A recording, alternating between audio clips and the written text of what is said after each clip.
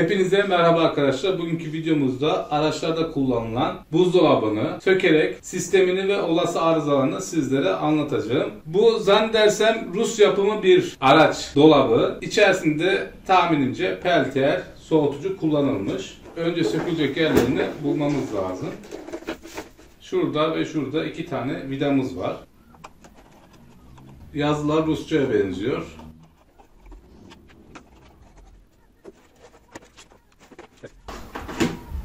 Şöyle bir inceleyelim. Nelerimiz var? Bir tane soğutucu. Bu zannedersem soğutucu, evet. Muhtemelen alt kısmında bir tane peltier var. Şuradan bağlantılar yapılmış. Burada şöyle göstereyim. Kırmadan. Bakın gördünüz mü? Bir tane PTC var. Şu alüminyum levhanın sıcaklığını ölçüyor. Bir tane de şurada var. Yine o da PTC. Üzerinde yine Rusça yazıyor. 220D 12A değerleri anlaşılmıyor. Bunda da yine aynı şekilde 220B 12A. Amaç ne? Burada bir tane de fanımız var. Peltierin üst kısmının soğutulması lazım. Fan bu işe yarıyor. Burayı soğutuyor ki yanmasın. Çünkü alt kısmı soğurken üst kısmı ısınıyor. O yüzden de PTC kullanmışlar. Hani var ya, kendin yap. İşte klima yapıyorlar. Soğutucu yapıyorlar peltierle. Ancak sensör kullanmazsan bu tarz elemanlar çok uzun ömürlü olmaz. Bu da onun kanıtı. Şuralarda 4 tane vida var. Sökelim bakalım. Şeye erişebilecek miyiz?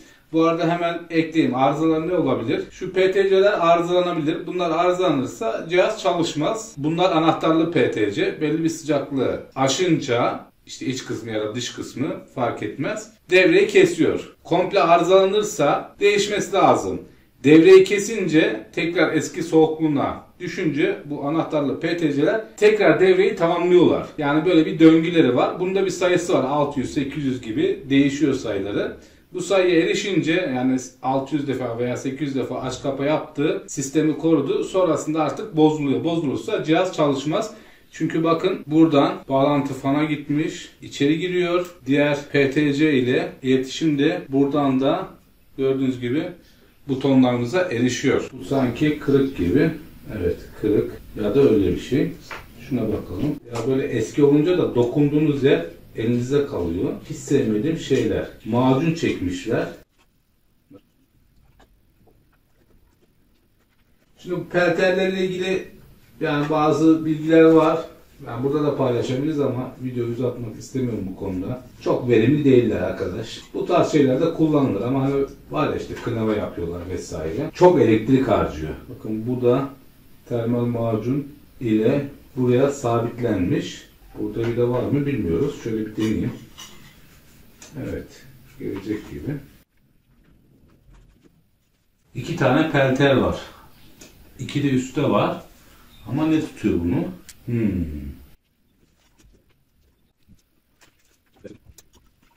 Arızalı olsa çok önemsemeyeceğim. Çok eski bunlar. İmalatçı şeyden kaçmamış.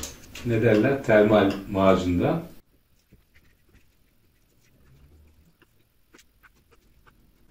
Bunu da tamir ederiz ilan yapıştırıcısıyla. Yapıştırırız, bir şekilde hallolur. Arızalarına bir şey daha ekliyoruz. Bu peltierlerden birisi arızalanırsa, ki bazılarında tek peltier kullanılıyor. Daha geniş. Bunlar ufak. 2,5, 3. 2,5'a 3. Bir de çalıştırmak istiyorum.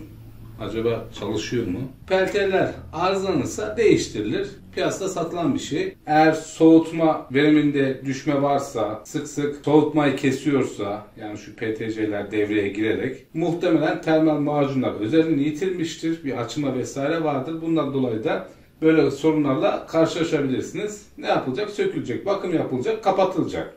Bir de şöyle bir şey var. Bu fanlar arızalanan fanlar. Yani çok uzun ömürlüler, evet. Ancak bir süre sonra arızalanıyorlar. Çünkü yola çıktınız 10 saat, 11 saat kimi yola göre çalışması gerekiyor. Minimum uzun yola çıktığınızda 3-4 saat yani. Bunları hesapladığınızda 1 yıl, 2 yıl, hadi 3 yıl sonra bu fanlar arıza verebilir. Sesli çalışma, tıkırtılı çalışma, performansta değişiklik varsa işte söküp bu fana bakmak lazım. Bence en kritik nokta fan.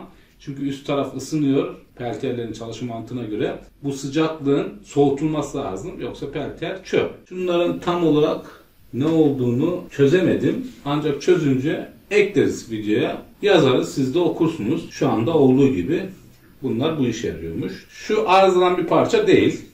Normal alüminyum soğutucu, pasif soğutucu. Peltiyerlerde de bunlar kullanılıyor. Çünkü alüminyum ısıyı iletmede çok etkili bir metal. Şöyle bir düzenek kurdum. Elimde birkaç adaptör vardı fakat çalıştırmadı. Bu biraz yüksek. Çok uzun süre çalıştırmayacağım. 19 volt 3.42 amper. Şöyle bağladım. Bunu çalıştıracağım.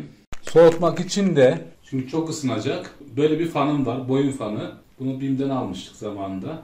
Çok işime yarıyor. Yemin ederim, hani boynum hariç her yerde kullanıyorum ama muhteşem. Şöyle. Şöyle. 52 derece. Ya da çok uğraşmayıp hani böyle atom parçalamaya gerek yok. Şimdi çalıştıracağım. Bu taraf ısınıyor. Şu an hissediyorum. Bu tarafta soğuyor. Bu kadar. Uzun süre çalıştırmamak lazım. Arızaya yol açar. Sağlam mı? Sağlam.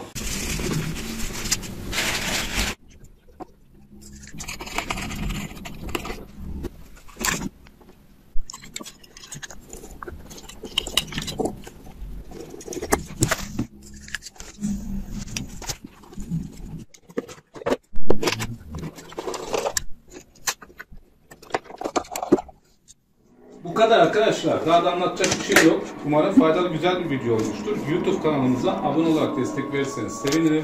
Başka bir videomuzda görüşmek üzere. Hepinize sağlıklı, mutlu, güzel günler dilerim. Hoşça kalın.